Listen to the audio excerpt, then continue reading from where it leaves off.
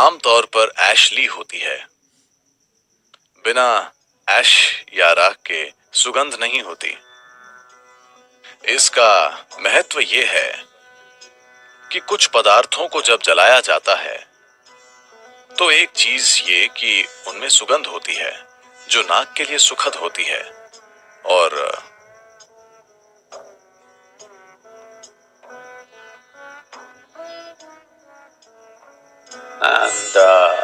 incense burning is about the atmosphere, not about you. और धूप जलाना वातावरण से संबंधित है, ना कि आपसे, क्योंकि अलग अलग स्थानों पर, खास तौर से घर के अंदर, एक चीज ये है कि वहां गंध होती है, साथ ही अलग अलग तरह की ऊर्जा की बनावट होती है कमरे के आकार की वजह से।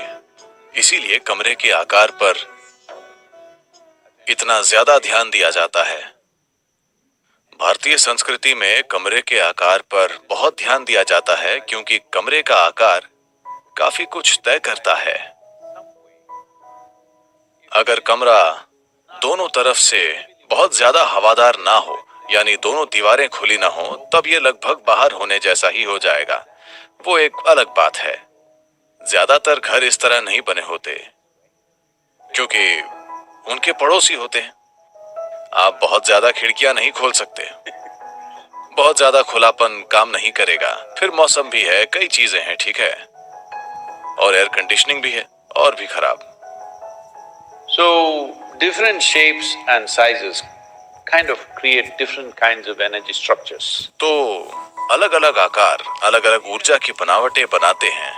ये ऊर्जा की बनावटें अगर ये बहुत शक्तिशाली हो जाएं, तो ये आपकी मानसिक और भावनात्मक स्थिति तय कर सकती हैं, जो या तो मददगार हो सकती हैं या आपके मनचाहे लक्ष्य में रुकावट डाल सकती है।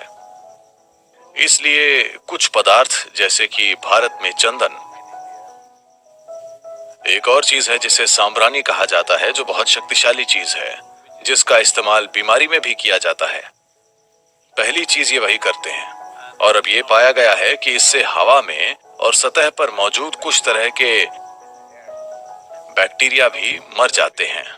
तो खास तौर से अगर घर में कोई बीमार हो तो सांब्रानी जलाई जाती है। अगर उन्हें कोई मंगल उत्सव मनाना है तो हर जगह सांब्रानी जलाई जाती है। ये एक तरह का राल है जो एक पेड़ से टपकता है। इस सांब्रानी की तलाश में आप देखेंगे कि जंगल में बड़े बड़े पेड़ होते हैं।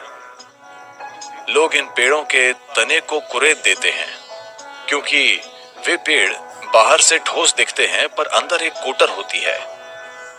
आप उस कोटर में से राल टपकता पाएंगे। हमें नहीं पता, कम से कम मुझे नहीं पता कि किस प्राकृतिक कारण से ये राल बाहर आता है, पर लोग जाकर इसे इकट्ठा करते हैं। ये एक छोटा सा कीमती पदार्थ है और आपको इसे पर्याप्त मात्रा में इकट्ठा करने के लिए मीलों पैदल चलना पड़ता है, क्योंकि इन पेड़ों को पूरा तैयार होना चाहिए, यानी उन्हें कम से कम 30 से 50 साल पुराना होना चाहिए, वरना ये नहीं मिलेगा। इसका वातावरण पर जबरदस्त असर पड़ता है। इसका सुगंधित होना जरूरी नहीं है। ये एक अलग तरह की चीज है। ये हवा को शुद्ध करता है। ये वातावरण को अधिक जीवंत बना देता है। मूल रूप से चाहे जो भी संरचना हो, ये भीतर को बाहर जैसा बना देगा। अगर आप इसे थोड़ी मात्रा में जलाते हैं तो आपको इसे बहुत ज्यादा नहीं जलाना चाहिए, वरना छींक आएगी और दिमाग हिल जाएगा। घर में बस थोड़ी सी सांब्रानी और आप घर के अंदर भी बाहर जैसा महसूस करेंगे, क्योंकि ऊर्जा की बनावट नहीं होगी। Especially if death happens in the family, samrani is burnt for up to 11 to 12 days because they want to clear that air completely. खास तौर से अगर परिवार में कोई मृत्यु हुई है तो 11 से 12 दिनों तक सांब्रानी जलाई जाती है, क्योंकि वे हवा को पूरी तरह शुद्ध करना चाहते हैं। ये सूक्ष्म पहलू हैं। धूप से एक तरह का असर होता है, पर उसे ज्यादा मत जलाइए। उससे वातावरण थोड़ा बदलता है। उसे बहुत बड़ी चीज नहीं मानना चाहिए। उसका एक तरह का असर होता है। उसे समझदारी से इस्तेमाल कर सकते हैं। पर इन दिनों धूप या अगरबत्तियों को केमिकल सामग्री से बनाया जा रहा है। उन चीजों को नहीं जलाना ही अच्छा है। ये बहुत बहुत जरूरी है। पहले ही सड़कों पर बहुत केमिकल वाली चीजें हैं। उद्योगों में, कारखानों में, जहां शायद आप काम करते हैं, हर जगह बहुत केमिकल उड़ रहा है। कम से कम अपने घरों में केमिकल से बनी धूप बत्तियां मत जलाइए, क्योंकि मुझे लगता है बाजार में उपलब्ध लगभग 70 या 80% अगरबत्तियां केमिकल हैं। जलाने से पहले आपको ये देखना चाहिए। ये बहुत बहुत जरूरी है, क्योंकि बंद दीवारों में अगर आप केमिकल जलाएंगे तो उसका बहुत ज्यादा गलत असर होगा।